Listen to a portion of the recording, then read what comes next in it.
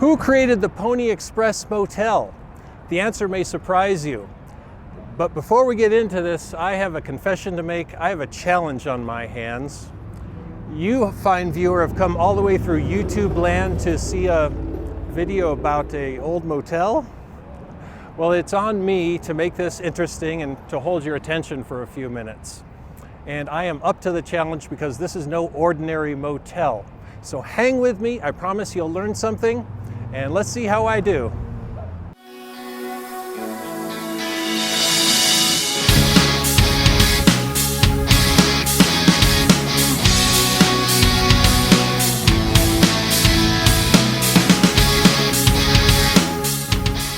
So let's talk about the humble motel for a second.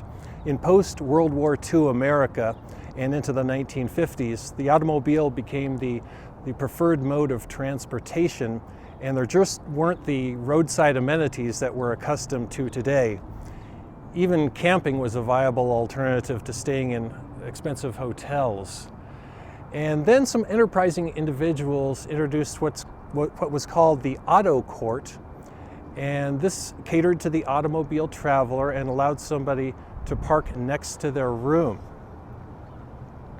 I'm going to get run over. Over time, these motor hotels became known as motels, and their neon signs lit up the night, drawing in road-weary travelers for the night. Enter President Eisenhower's interstate road system. As work continued on the interstates in the 50s and the 1960s, older routes started to get bypassed, and quirky family-owned motels started to fall on hard times. And to compound matters, big chains like the Holiday Inn would show up and make a homogeneous motel-hotel experience from coast to coast. Reno was a happening place during these years, and the community was reliant on the tourist economy.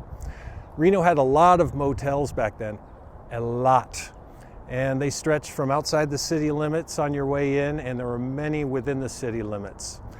Years ago, the remaining old motels converted to a monthly or weekly stay model, and the properties and the clientele deteriorated. Reno has recently experienced a lot of clear cutting of these motels in the downtown Reno area, and people usually fall into two camps. Some on this side are glad to see these old dilapidated buildings of a bygone era go away, and they seem to outnumber the preservationists. But if we can look at these old buildings and old businesses in Route 66 glasses, we can appreciate them for what they were, a little slice of Americana. In 1933, George and Bessie Kramer opened Kramer's Auto Court on this site, right on Old Highway 40, and this was a profitable operation for many years.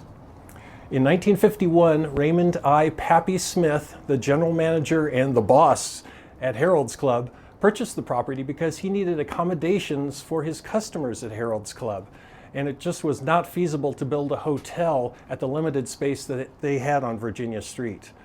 They added a second story and another wing, plus a pool, which was one of the first in the area. Mr. Smith had his wife select and purchase all of the furniture and the decor. They had initially planned to spend $500,000 on their huge renovation, but they were now staring down costs approaching $1 million since the Smiths didn't have a good handle on supervision of the project. These were monstrous sums of money in 1951.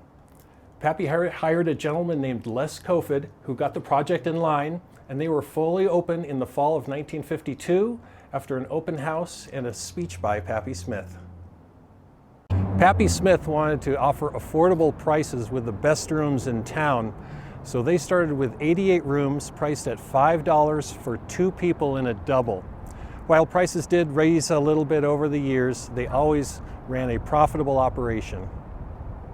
Since the Pony Express Lodge was set up to accommodate Harold's Club visitors, and it was several miles away from the club between Reno and Sparks, and the fact that parking downtown was limited, a bus and limo service was set up to shuttle customers back and forth down Old Highway 40. This service did wonders for their occupancy rate. One of the coolest things about this old place is not necessarily the building, it's this old sign. Locals might take it for granted, but this is one of the coolest neon signs anywhere. Typical motel neons were of a modest or at least reasonable size, but this sign was going to be paid for by Harold's Club, so it was massive. It is still located in its original location on what was old Highway 40, and it pointed across the street to the lodge. The sign featured a cowboy and Indian Western theme, which echoed the name of the place, and also was the theme that all of Harold's Club operated under starting several years prior. The sign was fully animated. The Indian shot arrows towards the cowboy while both horses raced in static neon glory. I found 16mm movie film of the original animation while researching the documentary on Harold's Club.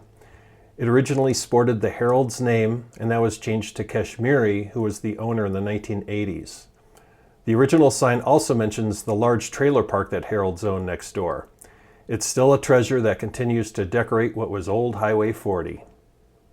The Pony Express was no ordinary motel because they had the marketing might of Harold's Club behind it. The Tom Wilson advertising agency handled these duties for Harold's Club and their Pony Express lodge. Ordinary mom and pop motels probably couldn't afford what they had beyond postcards. Harold's produced brochures, mailers, and print advertising. They also had radio spots, several of which we discovered on old vinyl during our research.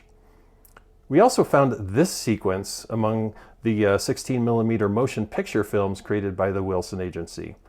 I'm not really sure the intended use of these sequences, but it was probably television commercials or maybe presentations to conventions and meetings. Regardless, this is assuredly the first time these have been shown anywhere since they were shot in the 1950s. I donated the original films to the Nevada Historical Society. Have you seen the new Pony Express motel in Reno? I hear it's magnificent, with bridal suites, telephones and radios in every room, tile baths, and specially designed furniture throughout. That's not all. It actually costs no more than ordinary motels. That's why wise travelers going through Reno always stop at Harold's Pony Express Motel. It's a bargain when you find something that stops and then learn it's no more expensive than ordinary things. I'm talking about the magnificent new Harold's Pony Express Motel up in Reno. The rates are actually the same or less than those of ordinary motels. But this place, why, it's got everything. It's beautiful, quiet, comfortable. Be sure next time in Reno to stay at Harold's Pony Express Motel. Today, the Pony Express is owned by a property management firm, and it still operates under its original name, and people live here now. So I hope this gives you a little sense of appreciation next time you drive by this old connection to Reno's heyday. Thanks for joining us today. I hope you enjoyed this episode. If you haven't clicked that little subscribe button, please do, and we'll make you more episodes here in the not too distant future. So as Harold Sr. of Harold's Club always said, I'm with you. Cheers.